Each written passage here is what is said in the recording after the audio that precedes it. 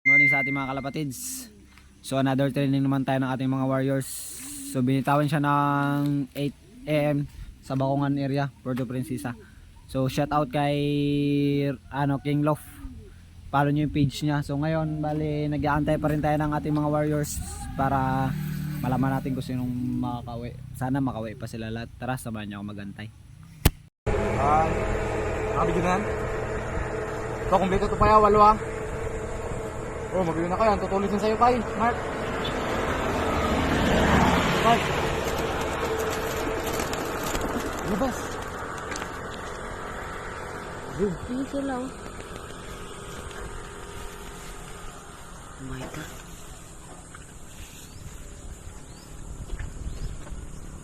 Oh, may dalawang kalapate. Kanino yun? Iwan.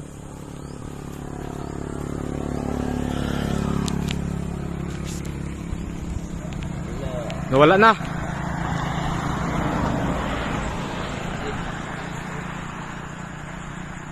Dito na. Nawala.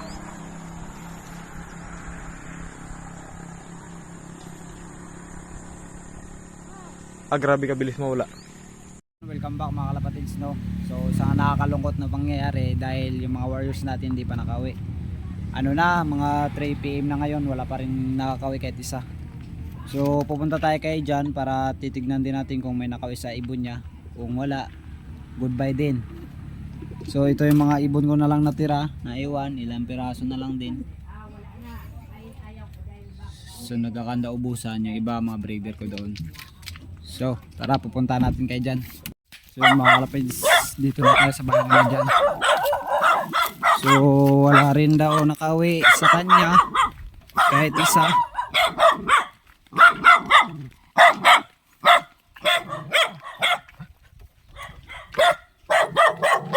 Ayun na.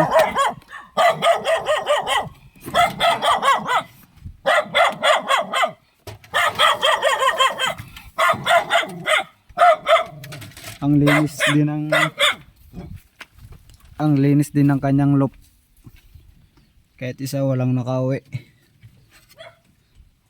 So yun, ito ang nakakalungkot minsan kasi ginagastosan rin namin i-training, pagpuyatan namin para i-training, tapos bigla lang mawawala.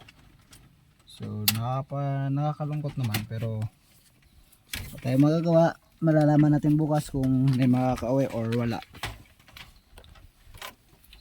So yun,